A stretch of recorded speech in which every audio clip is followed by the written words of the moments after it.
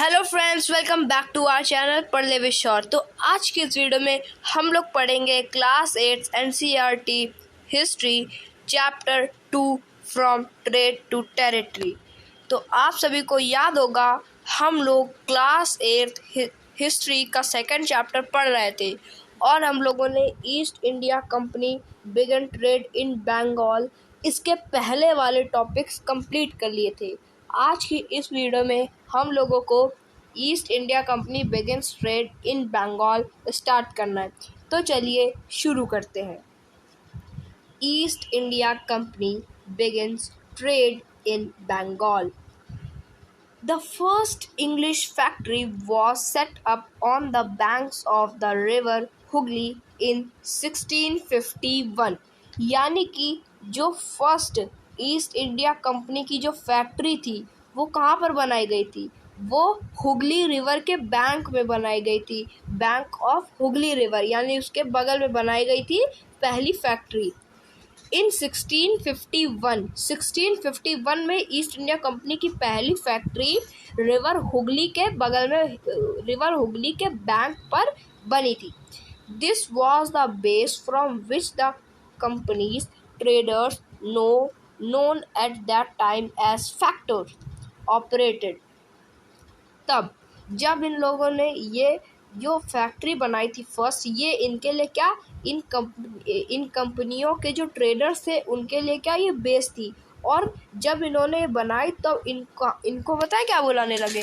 तब इनको फैक्टर्स और फैक्टर्स ऑपरेटेड कंपनीज के जो ट्रेडर्स हैं उन्हें कहने लगे जब उन लोगों ने अपनी फर्स्ट इंग्लिश फैक्ट्री बनाई। The factory had a warehouse where goods for export were stored, and it had offices where company officials sat. As trade expanded, the company persuaded merchants and traders to come and settle near the factory. तो क्या होता है कि जो factory है उसके क्या ware house थे। वेयर हाउस किस लिए होते हैं? वेयर हाउस में क्या होता था तब वेयर हाउस में जो सामान होते थे उन्हें लोड करा जाता था और फिर थोड़े दिनों बाद एक्सपोर्ट कर दिया जाता था यूरोप के लिए। और ऑफिस थे कंपनी फैक्ट्री के अंदर जहाँ पे जो कंपनी के जो ऑफिशियल्स लोग थे वो वहाँ पे बैठते थे। और ऐसे इनका जो ट्रेड था वो एक्सपेंड करने लगा। फिर कंपनीज को क्या, मर्चेंट्स और ट्रेडर्स की ज़रूरत पड़ने लगी। उन लोगों ने क्या, जो मर्चेंट्स और जो ट्रेडर्स थे कंपनी के, उन लोगों को क्या कह दिया कि फैक्ट्री के नियर ही, फैक्ट्री के पास ही आकर के तुम लोग सेटल हो जाओ। By 1696 it began building a fort around the settlement. 2 years later, it bribed Mughal officials into giving the company zamindari rights over 3 villages. One of these was Kalikata, which later grew into the city of Calcutta or Kolkata as it is known today. तो क्या होता है कि जब इन लोगों ने कहा कि तुम लोग फैक्ट्री के बगल में रह लो, तो क्या होता है कि 1696 में जो कंपनी वाले लोग थे उन लोगों ने क्या, बिल्डिंग्स बनाना शुरू कर दिया, फोर्ट बनाना, किले बनाना शुरू कर दिया। कहाँ पे? अपनी फैक्ट्री के बगल में। और वहीं पे आके क्या, उन लोग को जो भी मर्चेंट्स और ट्रेडर्स थे उनको रहने के लिए कह दिया। फिर 2 साल बाद जो मुगल्स के ऑफिशियल्स लोग थे उन लोगों ने कंपनी को क्या, जमींदारी राइट दे दिया, वो भी 3 गांव का। उनमें से एक कौन था? एक था कालीकता। कालीकता पहले एक गांव था, फिर उसके बाद जब फिर धीरे धीरे ये क्या, एक सिटी बन गई, तब नाम रखा गया इसका कलकत्ता। और जब कलकत्ता एक बड़ी सिटी बन गई तो इसका क्या नाम रख दिया गया? आज हम लोग कलकत्ता को क्या जानते हैं? कोलकाता। तो ये आज के ये जो कोलकाता, इसका पहला नाम पहले कालीकाता नाम था। और ये क्या, पहले एक ये गांव था। It also persuaded the Mughal emperor Aurangzeb to issue a फरमान granting the company the right to trade duty free. फिर क्या हुआ कि जो कंपनी थी उन्होंने क्या, औरंगजेब को ऐसा कहा कि वो उन्हें और औरंगजेब कंपनी को एक ऐसा फरमान ग्रांट करे जिससे क्या हो कि जो कंपनी है वो ट्रेड ड्यूटी फ्री कर सके। ड्यूटी फ्री करना मतलब कि बिना कोई टैक्स पे करे। जैसे कि आप लोगों को बहुत सारे टैक्स पे करने पड़ते हैं, आप लोगों के घर वालों के, जैसे इनकम टैक्स, ऐसे बहुत सारे जो टैक्स होते हैं उन सबको क्या भरना पड़ता है।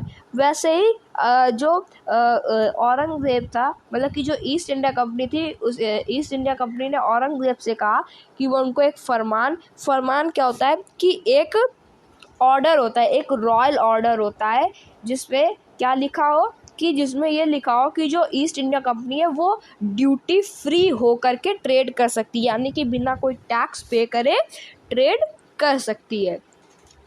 The company tried continuously to press for more concessions and manipulate existing privileges. Aurangzeb's farmans, for instance, had granted only the company the right to trade duty free. But officials of the company who were carrying on private trade on the side were expected to pay duty. This they refused to pay, causing an enormous loss of revenue for Bengal. How could the Nawab of Bengal, Murshid Quli Khan, not protested? तब क्या हुआ कि जब उसको duty free का right मिल गया company को, तो कंपनी हर जगह ट्रेड करने लगी, अपने फोर्टिफिकेशन यानी कि फोर्ट को बनाते चली जा रही थी, ट्रेड करते चली जा रही थी, प्रॉफिट बनाते चली जा रही थी, पैसा कमाते जा रही थी। तो फिर जो भी लोकल्स के एडमिनिस्ट्रेशन थे, तो उन लोग क्या हमेशा उसको कहते टैक्स पे करो, लेकिन वो क्या रिफ्यूज़ कर देती थी, कंपनी मना कर देती कि नो, नहीं पे करेंगे, हमें तो ये देखो ये हमें फरमान में लिखा, हमें ये ज़मींदारी राइट्स भी है, हमें ये ड्यूटी फ्री का भी राइट है। तो फिर क्या होने लगा कि धीरे धीरे जो कंपनी जो गवर्नमेंट थी, कहाँ की, जो गवर्नमेंट थी बंगाल की, तो वो क्या उनको लॉस होने लगा धीरे धीरे। क्यों लॉस होने लगा? क्योंकि जो ईस्ट इंडिया कंपनी है वो बहुत बड़े लेवल में काम कर रही थी और पे ही नहीं कर रही थी टैक्स, तो उनको क्या लॉस होने लगा बंगाल की गवर्नमेंट को। तो फिर जो नवाब थे तब बंगाल के, मुर्शिद कुली खान, अब बताओ जब उनके यहाँ तुम लोग काम करोगे, बाहर से आए हो और टैक्स भी नहीं पे करोगे, ड्यूटी फ्री काम करोगे, तो लोग तो परेशान होंगे। अब बताओ, अब उनके ही राज्य में बंगाल में आके तुम लोग काम कर रहे हो, टैक्स भी नहीं पे कर रहे हो, तो मुर्शिद कुली खान तो प्रोटेस्ट करेंगे ही। तो उन्होंने क्या प्रोटेस्ट करा, उन्होंने प्रोटेस्ट करा। इसी के साथ जो हमारा ये टॉपिक था, East India Company begins trade in Bengal, इसमें कोई भी बैटल नहीं दिखाएंगे। क्यों? क्योंकि इसमें बताया गया है कि जो ईस्ट इंडिया कंपनी है वो कैसे ट्रेड करी, उसने कैसे ट्रेड करना स्टार्ट करा, कहाँ पर, बंगाल पे। तो ये टॉपिक जो हमारा ख़त्म हो चुका है। अब जो हमारा नेक्स्ट टॉपिक है, how trade led to battles, यानी कि जो ट्रेड है वो लड़ाइयों में कैसे बदल गया, ये हम लोग करेंगे नेक्स्ट वीडियो में। आज की इस वीडियो में इतना ही, मिलेंगे नेक्स्ट वीडियो में, तब तक के लिए थैंक यू वेरी मच।